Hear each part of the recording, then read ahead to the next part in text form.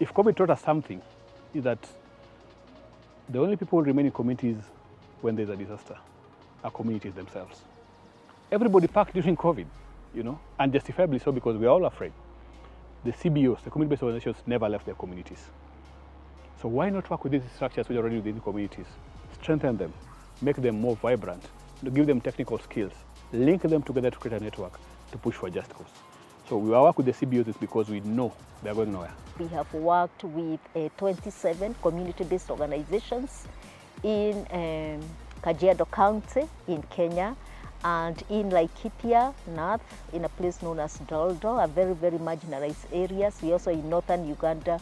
We also in the Arusha region of Tanzania. So far, we have partnered with about 120 schools in Kenya, Uganda, and Tanzania. And we have, through the teaching at the right level methodology and other methodologies that enhance foundational learning for children, we have reached in the last 3 years over 20,000 children. We have worked with over 56 women groups, and we are also seeding work on early childhood, and I believe we have reached about 30. We believe in the power of grassroots organizations. We believe that when that young person from that community is empowered, then that change stays beyond the presence of GRiC in that community. We believe that when you give a woman a chance, when you give a girl a chance, you're transforming a community. We believe that when you put skills into the hands of young people, when you network grassroots organizations, then you create a movement that will surmount any challenge. In our community, you can find that a young child is being given out to be married old man, so we decide to bring them to school for them to continue to be educated, for them to achieve their goals. We cannot do it alone as GRiC. That's why we work with community-based organizations. They belong to those communities. They will always be there. We empower them, we provide them with the skill sets. That's why you find them in the classrooms working with the teachers. You find them in the villages working with the women, with the girls, and even with the young people. The biggest injustice we're doing to our children, more so in the ASAL regions and other underserved areas, we're denying them education. So for us, education is a social justice issue.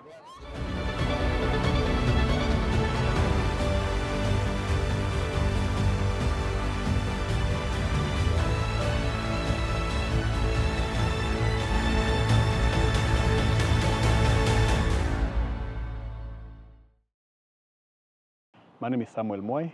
I work at Grassroots Nest for Innovations and Change, abbreviated as GRiC. At GRiC, I'm a programs manager presently. I have been in development for the last 25 years, and there was always the questions, how is this work going to be sustained once the external organization or agency faces out, once there is no money? And what happens to all that good work? And then the second question has always been, and still is there on the table, is how do you scale up work? Beginning of 2020, just before or in the height of COVID, during lockdown, I received a call from somebody that there is an organization that's looking for grassroots partners. And I spoke to Wangoi, and they came to visit us to see where we are, to even see that if we exist or not exist. And they were looking at supporting pastoral communities in addressing education challenges due to the poor results outcomes in those areas. Grassroots, really, grassroots organizations, people's organization, people-centered organization is really the way to go. Give them the skill sets that they need, walk with them the journey. Work continues whether you are there or not. They understand the context best, they understand their people best, but most of the times they are not able to do what they want to do because of limited resources, limited skill sets. So that's one piece of it.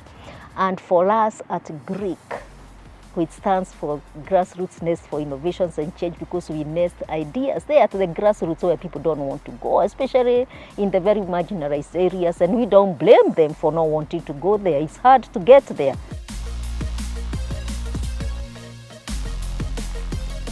Sustainability lies with people.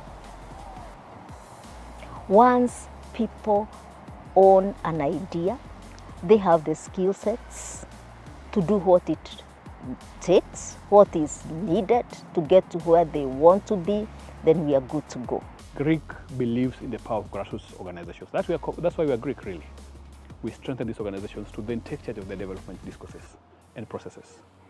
In Kenya, we work in Kajiado primarily, but we have work that is happening in the informal urban settlements of Nairobi. We also work in the Arusha region and Manyara regions of Tanzania, and we have a lot of work we're doing in northern Uganda. Just seeing grassroots organizations that are strong, that are solid, that then serve their communities with a lot of purpose, make us very proud. In Kenya, we work with several organizations, among them Patinayo Sim, PICO, and Kisapu Community Learning Centers.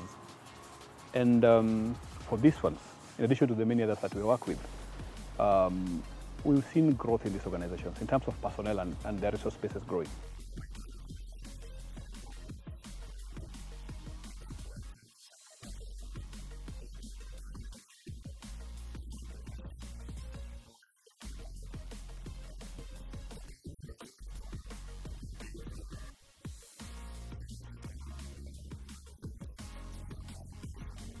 We started with partnering with 5 primary schools. We identified 5 schools that we can support in literacy and numeracy. And support meaning that we will assess each learner in grade 3 to grade 5 to understand the level of comprehension and reading of each learner, using a methodology of teaching called TAL, teaching at the right level. So they trained us, they trained the organization, the staff and everything, they built capacity of all of us. Then we identified the schools and we brought the teachers. We identified teachers in those schools that will be facilitating these remedial classes, and they were trained. Patinayo Sim is one of the organizations that has really grown in the past 2 years. They are now attending international forum. You know, we're really proud of their presence in the global community. We're proud of their presence in the local community. That they're able to play both in the global and local space to bring the challenges that face their communities really make us proud. And for Kisapu Community Learning Centers, and a very organic community organization, you know, being very embedded in one of the hardest places to reach in this country, and being able to genuinely serve their communities despite the challenges that they face, is something we're really proud of that organization.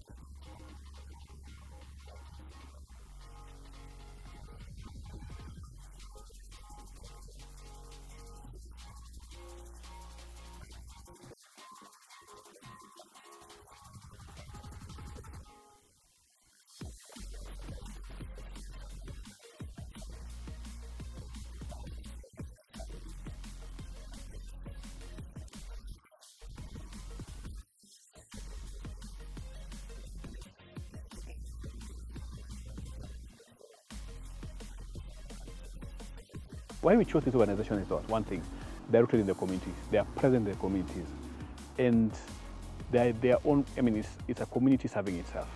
So one, we share a vision of serving education, of working in education, and our pillars align with their pillars. So that's one unique factor for them. 2 is their presence in the local communities, and 3 is their willingness to learn and grow. and work together to face the challenges that bedevil their communities. So we set up libraries and we ensured that every learner has access to the library, and there is a teacher that is in charge of each library in each school, where we allow learners to borrow books, take home, read at home. We even started evening lessons in bombers. We appoint one person in each bomber to support learners. In another few years, we will not have this challenge.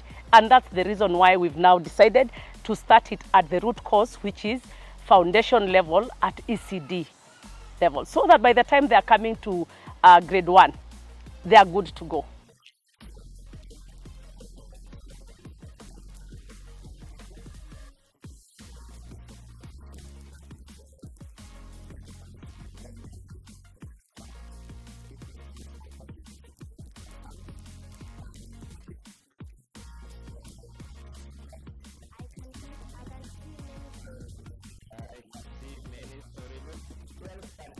So PICO is working in the space of children learning, foundational literacy and numeracy.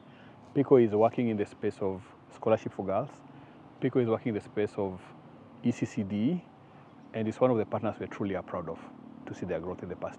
When we met PICO, they only had a certificate, but now seeing PICO having programs that run really makes us proud. We working with COSITA in Tanzania, seeing them grow and uptaking the work of foundational learning, is the ones they were not in that space. Initially, they were not in the space of foundational learning. They've taken it up and they're running with it very well. We see Genesis Community Foundation, growing their programs and going beyond their present location. We've seen Engaresero, community-based organization, having communities involved in the discourse and mobilizing community resources to support the communities. So, and when you look at Uganda, talk about community focus initiative, CFI, growing at a very fast rate, serving their communities genuinely, growing their staff complement. So it speaks to the power of the communities being, CBOs, when well molded, being able to support the organizations. Fitch in Uganda has grown, and now we are going for the same donors as them. We are now nearly peers, from them being a CBO. When we talk about Arrow Youth Development Initiative in Uganda, using innovation, radio, tech to support learning. So it speaks to the diversity of all these organizations and their abilities to push an agenda. Our last analysis of growth of these organizations shows that 80% of them have got additional funders. And we've graduated them. They've grown beyond GRiC now. We are going for the same funders as them. They are growing their staff complements. As we are doing this work, we are seeing ourselves bring more and more community-based organizations on board, providing them with the skill sets, populating those communities where they work with skill sets, and we move on and replicate the same elsewhere. When we started that work about 3 years ago, teachers could not understand what we were up to. Our partners are not teachers, that's the grassroots organizations. So it has been a long walk in terms of training, coaching, mentoring, and so forth. And I remember very well going to some of those schools, and once we assessed the kids, it was kind of feeling so depressed because their reading levels were just low. Kids could not even read, simple words, and they're in grade 5. Reading a sentence was something really a real struggle for many of them, for those who could be able to do it. And after lots of conversations and thinking and going to our philosophy, you start from the known, you go to the unknown. We started with Ma, that is the local language. Another, kind of conflict. The schools want kids to speak English and the teachers and everybody. So how do you then teach in a local language? But once they started seeing the results, that's when they bought the idea.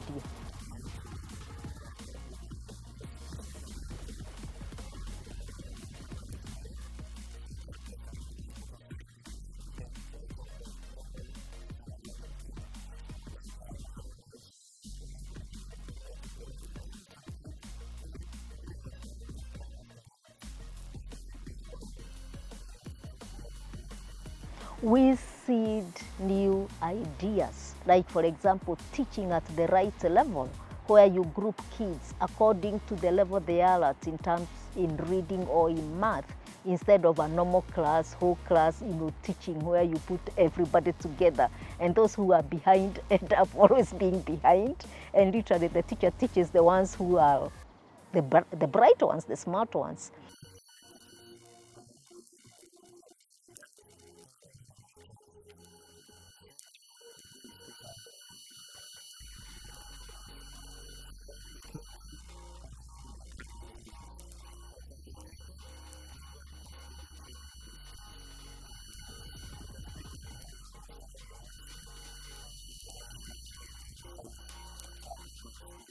The program is very, very rigorous. It's a boot camp and it's full of fun activities, a lot of songs, and in the process, a lot of life skills like leadership building, and so forth. So once the kids get it, they are good to go. They don't stop. They don't stop reading. So this is where we are seeing that change, the grades, the reading levels, improving. When we look at the results of our foundational learning program, which is the level-based learning program that we run, seeing at least 86% of the learners gaining literacy competencies makes us really proud. Because we know these children are some of the worst conditions there could be. We know the challenges they face. But seeing 86% of them being able to gain literacy competencies, being able to read and understand stories, we are really proud of that achievement. We are also so inspired by the stories of change that we see, we feel in those communities. The way they embrace us once they realize that we are there to walk the journey with them. We listen to them. We start from the known to the unknown.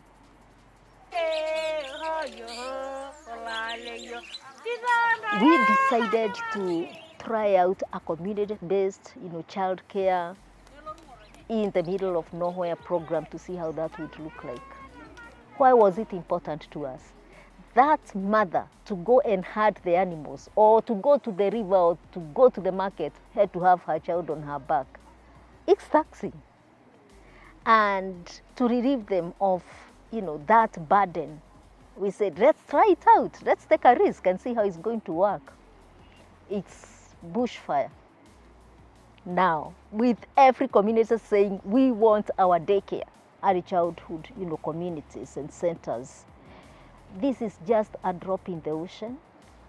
Our work has been at the pilot stage. We have big dreams. We want to grow that work, and we are determined.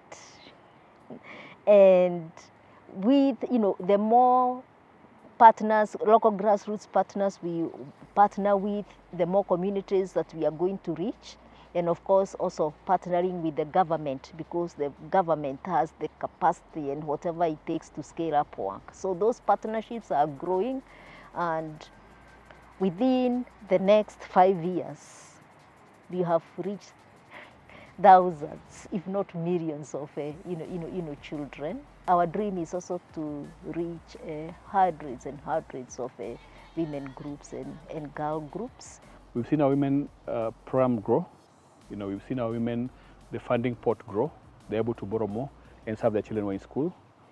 We've seen our girls in the scholarship program perform very well, build their confidence. We're very, very proud of that, because that will have been the only chance they have in life.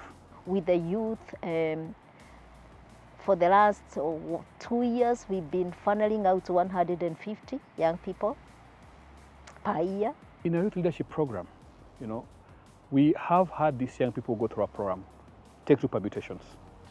One, they either get into employment, or they start their businesses. Or it's either entrepreneurship or formal employment. All upward social mobility, which makes us very proud. Now, one thing we're really proud of is that no matter whichever trajectory they take, they always remember their communities. They come back to serve. We have some of them becoming advocates, engineers, teachers, lawyers, whatever it is, but they still remember their communities. We are seeing young people from Kenya working with young people from Tanzania, and people from Tanzania working with people from Uganda to share ideas, to build a movement. Because for us, success is when one day we'll have a movement of young people pushing for education in East Africa. So seeing them work together in unison, seeing them have upward social mobility, and seeing them, no matter where they go, coming back to serve their communities, that is a real success factor for us.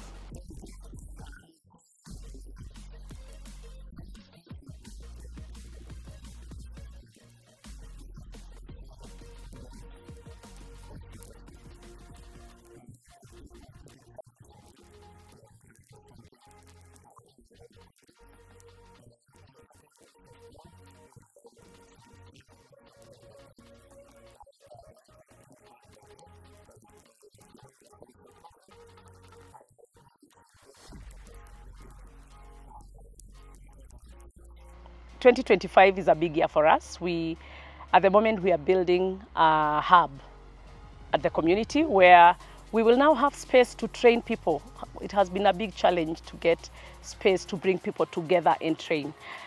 Looking forward, we are seeing ourselves reaching more children, more women, more youth, more communities, and our hearts and souls are in marginalized areas with left out communities. The challenges are real in the areas we work in. It takes a lot of courage, a lot of guts to face them. GRiC is going nowhere. We're working with our communities side by side, listening to them, talking to them, being at their level to understand where they are and where they're coming from. Let's network these young people. Let's network the women. Let's kill the community-based organizations. Let's bring them together and let them push for development for their own people.